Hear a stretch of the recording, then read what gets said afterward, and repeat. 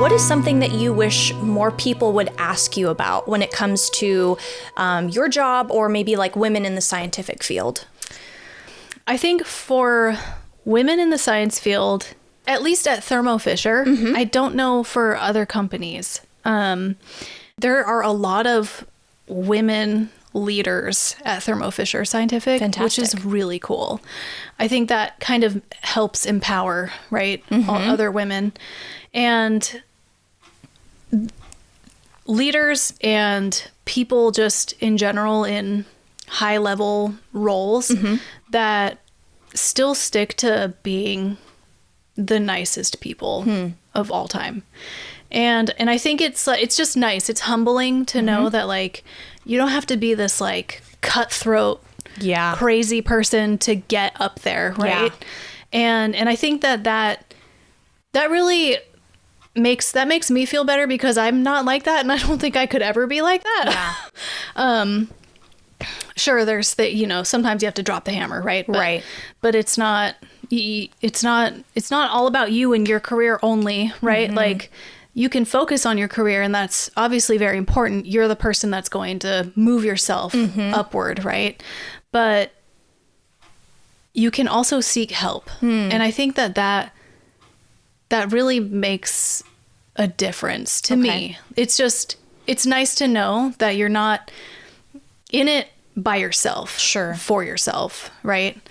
I don't have many friends who are women in the science field. And I wonder if more people could agree with that too. I think that with a lot of schools focusing on STEM learning and having that be a big thing for younger kids, I'm hoping that will be more of an opportunity in the future for girls to explore science.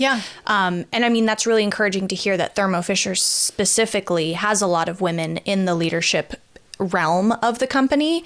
I'm sure that's encouraging for younger women to hear that are going through school and hoping to be in that role someday. And I think for a lot of women too, we find that still in today's age, like it's hard to climb the ladder and make it to a leadership role. And so even just in a field as competitive as science and lab work, I think that it's just overall encouraging to hear that you can do it if you work for it. Yeah. And the other thing about biotech in general that I don't think a lot of people know is that it's not all lab, right? Okay. In fact, it's probably safe to say that a lot of those companies, like business is a huge part of it. Okay. Right? You need that business administration to be able to run the labs. So even if you don't have a science background and you're interested in it, or you just, you want to help the world in some way or another, from like a scientific standpoint with no science background, you can still do biotech stuff, right? Like you can do finance for biotech. There's supply chain, procurement, you can be a project manager. There's so many different things that you can do within biotech that don't necessarily require you to have like that specific science degree. That being said, it is helpful. It does help, right? Because if you wanted to move to a different role or whatever, it may be a different position, sometimes it requires that you have some kind of science background. Not always, but sometimes. And I think it's just nice to know, right? Like there's a lot of flexibility within biotech. And it's not all about, it is, but it's not all about science. Yeah. I think that's like other companies too. Like if you're interested in that, but you don't have the experience, or maybe you're still in school for it, but you want to start with the company, I think that's great to know that there are other opportunities to just get you started, get your foot in the door and work towards a leadership position once you have your degree or once you're more experienced. Because like you said earlier, it's kind of crazy how so many places are still on that bandwagon of, you can't get a job here unless you have experience. It's like, cool, I just graduated. Don't know how I'm going to get experience unless you hire me. Fun. Yeah. And I didn't know this when I was in college. And also I had to work while I was in college to pay for life. So I didn't really have this opportunity. But if you have the opportunity to apply for an internship, so many biotech and biopharmas have internships available. Some of them are paid, some of them are unpaid. Sure. But at least you get that experience and you can network with people that you wouldn't normally have that chance to. Totally. That would hopefully help kind of, once you're done with school, maybe push you in the direction of getting that entry-level role. It helps to know people, right? Sure. Yeah. And then you're kind of gaining that experience. It doesn't, sometimes it doesn't always correlate exactly how, what you think you would do in the lab as an intern, but you can learn new things, learn how the things work. And I think that makes a big difference. Hey, I know how these systems work in this company. But if you have that little tiny like toe in the door, then I think you're maybe in a better spot to be able to get that entry level role. Okay, that totally makes sense. That's super helpful. Yeah. Okay, can you, kind of going on that same realm there, can you share a story, a memorable story or experience from your work that has had a profound impact on you? Maybe just your entire time that you've been at the company. It doesn't have to be within this specific position you have now, but what's something memorable that you can look back on about your job? I also have a master's degree, which isn't, you don't have to be in biotech, but it is nice. It was really more for me. Okay. Just to say that I have one, really. First person in my family to have a master's. Ooh. But in my master's program, we had to come up with our own thesis project, obviously. And I had worked on this specific assay in the lab. Okay. And I was very interested in how it works, right? So I looked up how the assay works, and it's not great. Okay. So basically, in layman's terms, I guess. Yeah. This is testing for what's called endotoxin. Okay. And it's something that can literally kill people if it's found in drugs, right? Okay. So it's very important to make sure that you don't have endotoxin if you're testing for something that you don't want, that you want to be sterile, right? Okay. So the way that they test it is rather archaic. And basically it's an assay that you use this reagent that's made from horseshoe crab blood, because their blood, their blood has this coagulant that whenever endotoxin is present, it just coagulates. Wow. So I was like, whoa, does that mean like a bunch of horseshoe crabs are dying all the time because we have to like siphon their blood? Yeah. And after like extensive research, there's no conclusivity that they're dying per se. They're donating blood? Yeah. But the thing is like they get bled and then they get sent back into the ocean. It's like, who knows if they're actually living like the life expectancy that we thought they are. Yeah. And so me with my animal passions, I was like, this is not right. So for my thesis, I was like, okay, we have to figure out a way to move from a different test, like to a different testing method that's more, that's less animal derived. Let's try not to involve the animals as much. Yeah. Ended up finding out that there's a synthetic like part of the horseshoe crab blood that we make. Like it's synthetic and it does the same exact thing.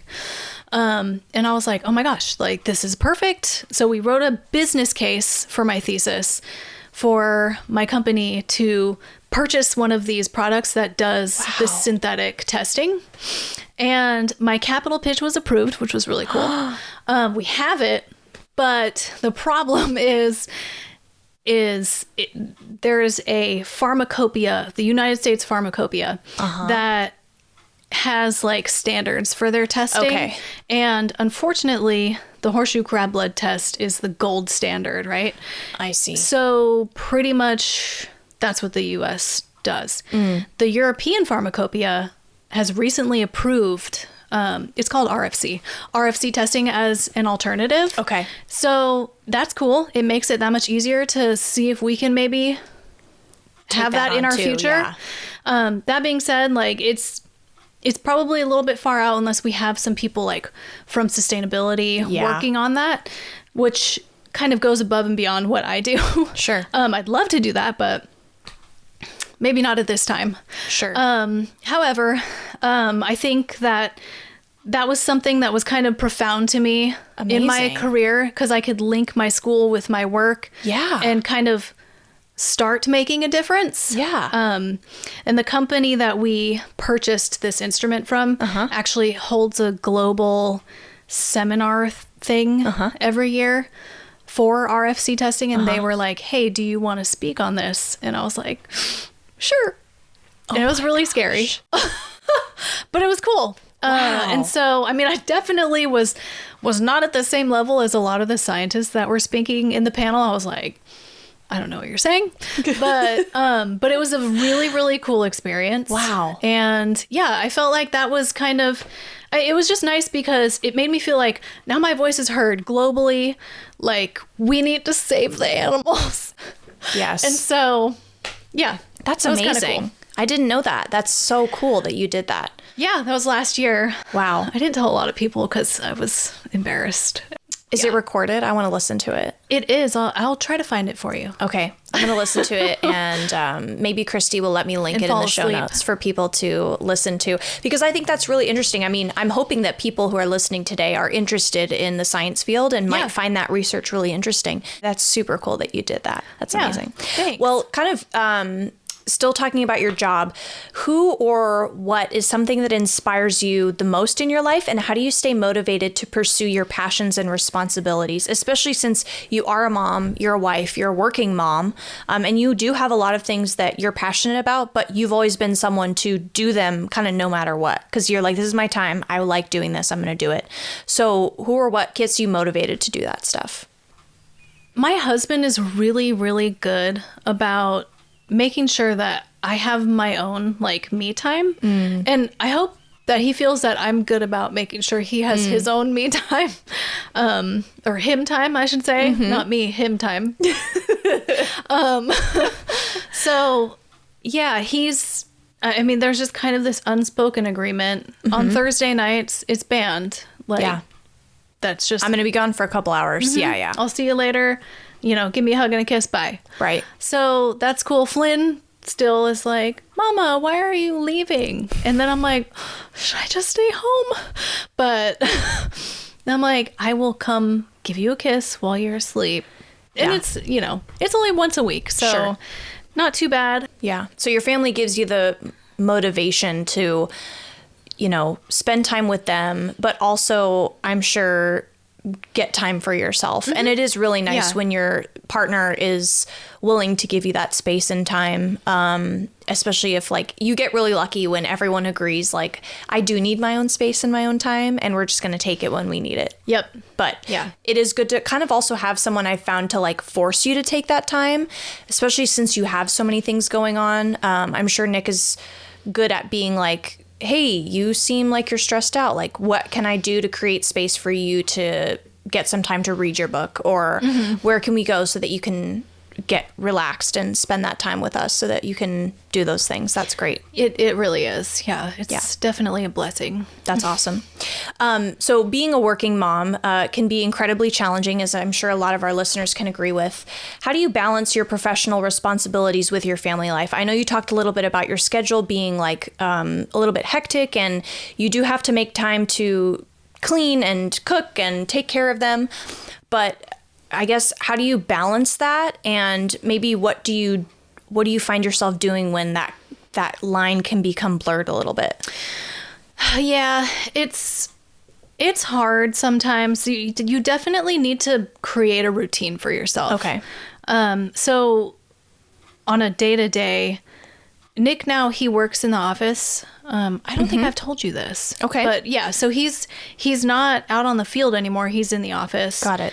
Which actually kind of works out for us because we leave for work at the same time now. Great. Instead of him leaving at like 4 a.m. and then I have to get Flynn ready by myself, blah, blah, blah. I remember that was a struggle for you, like your time difference of leaving. It's definitely, it's hard. Sure. So him being a man, it doesn't take quite as long for him to get ready in the morning as it does for me. So he usually will help Flynn get dressed and, you know, make sure he's brushing his teeth, blah, blah, blah.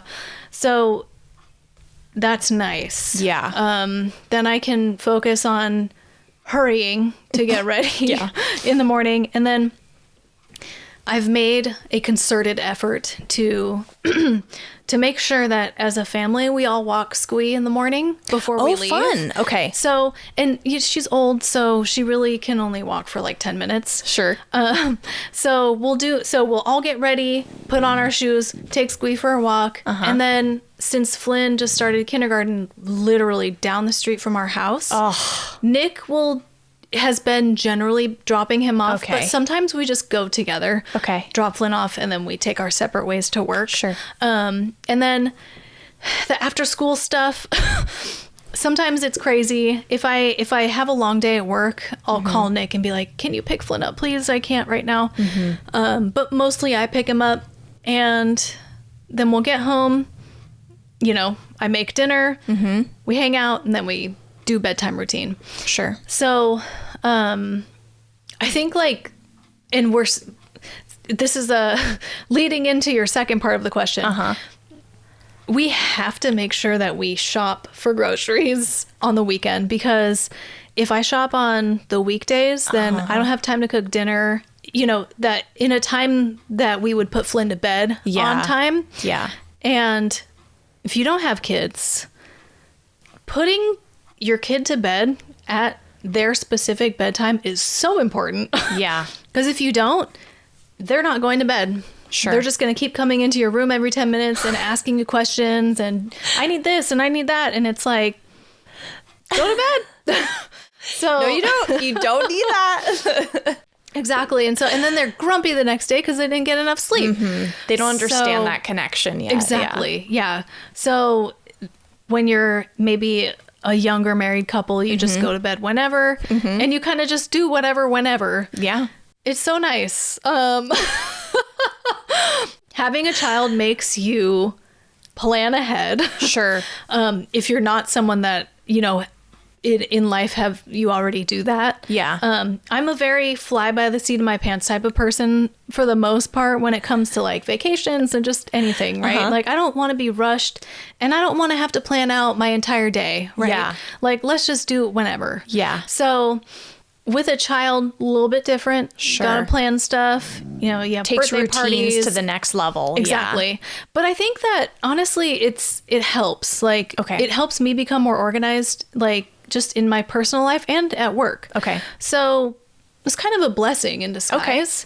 Okay. But yeah, basically when things become blurred is like, if we don't shop for groceries on time and I don't have the dinners planned out for the coming week, then it kind of gets a little bit crazy. Sure. Things start getting put off and pick up McDonald's on the way home because there's no way I'm going to make dinner in time. Yeah, exactly. So there's, Okay, routines Costco, are important. Yeah, routines are important. Costco, just get a bunch of... bunch of stuff for the week. Get a bunch of stuff for the week. Yeah. Yes. Thank you for sharing that, Christy. I'm sure that's encouraging to a lot of parents to not only hear that they're not alone in being like, yeah, I prefer to do whatever, you know, to have a more relaxed environment, but sometimes that's just not the reality of things. So I'm sure that's really encouraging to other moms to hear that. So on to the next question here. According to a report done by the National Science Foundation, which I'll link in the show notes in case anybody wants to read it, compared with women, men make up the greater share of the STEM workforce. In 2021, about 2/3, that's 65%, of those employed in STEM occupations were men, and about 1/3, 35%, were women. Now, consistent with women's faster growth than men's in the STEM workforce, the proportion of the STEM workforce that were women increased by 3 percent points from 2011 to 2021. So from your perspective as a woman who works in a STEM field, what factors do you think have contributed to the growing presence of women in STEM fields over that period of time? Honestly, I'm not 100% sure, but I would say maybe just the fact that there seems to be more focus in STEM in colleges now. Okay. I think that a lot of women that are interested in science, maybe they see other science figures that are women, like on TV, or, you know, their parents are, whatever it may be, kind of get that inspiration, and then they pursue that instead of something different that they may have pursued, you know, in a previous life. A lot of it might be social media, TV, whatever.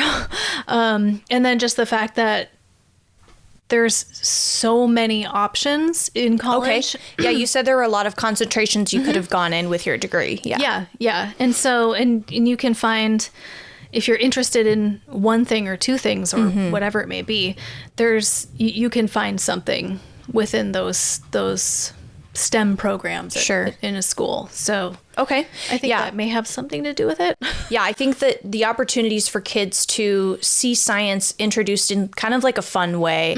I think that a lot of times schools have tried to use STEM programs to show that science can be used outside of class. It's not just about the equations. Like we can do fun experiments outside of class. And I'm sure that it is a lot of the times you do have to use the math that you learn in science in your job, but also there are fun elements of it. There are things that you can tie to your passions, like your passion for animal advocacy. Yep. So I think that those programs have had a really big impact on just women finding their space in the science field. And it's just encouraging to see that more and more women are going into the field and like getting leadership positions like you are. So that's fantastic. So what advice would you give to a woman who's considering a career in the science field? I would say know what you're talking about, but it's okay to not know stuff. Okay. In fact, I think that the more honest people are, the better chance they have of getting somewhere, right? But it's always good to, so if you're already in the STEM field and you're looking to move up in your career, it is so important to, first of all, know what you want to do. Yeah. So like you maybe have to have like a moment of reflection because, for example, when I tell my team, hey, how can I help you get to where you would like to be? A lot of the times, or at least when I first started out as a leader, and I've kind of tailored my questions to make a difference, I think. But when I first started out as a leader, I didn't know exactly how to ask those kind of questions. Okay. And people would just say, well, I just want to be a whatever, or I just want to move up to the next role. And that's great. But, you need to think 2 to 3 steps ahead. Okay. To be able to get to that very next role that you're looking at, you need to map out what it is that you want to do. Why do you want to get to that role? Because what's afterward, right? Sure. So, for example, I thought that I wanted to be a senior manager for a long time, and I've kind of been along that trajectory. But I've recently this year kind of decided, hey, you know what? Project management seems kind of cool, and product management seems really cool. So that's kind of like a step up from project management. And so now I'm kind of pursuing like, hey, how do I become a product manager? Okay. So I'm taking project management courses right now. I'm almost done. Thank God. Just continue getting another master's, Christy. Sure. Yeah, I know. I'm like, why did I sign up for school? I hate this. It's not as fun as you remember it until you get back into it and you're like, this is terrible. It is. Yeah. But yeah, so I told my manager this. I'm looking, I'd like to be in strategic project management so I can get the experience to become a product manager and see if I like that. So, and so my manager at the time, they actually just left.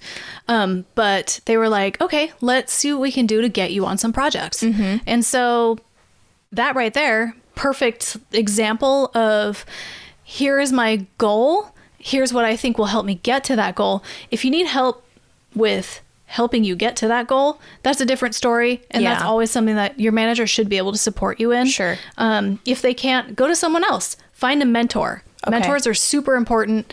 I have like 5. Okay. For all different roles in biotech and even some outside of biotech, because it's just good to get that firsthand view of something else that you wouldn't normally think of doing. Right. And I think that, Yeah, I think that that's important. Sure. Knowing what you want, getting a mentor. And if you don't know what you want, there's nothing wrong with that. Sure. But ask if you can shadow someone. Yeah.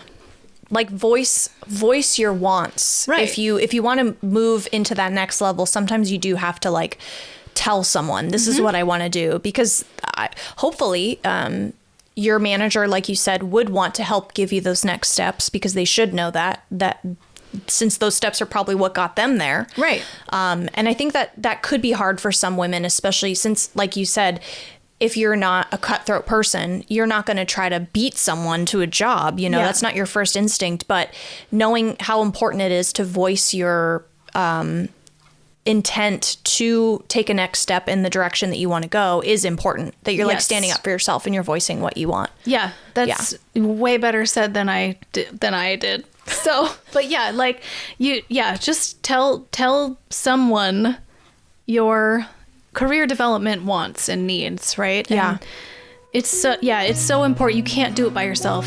Sure. I can't stress that enough. Like, it is okay to ask for help. In fact, like, I encourage it. I think that, especially in science, collaboration is key. That's what science is.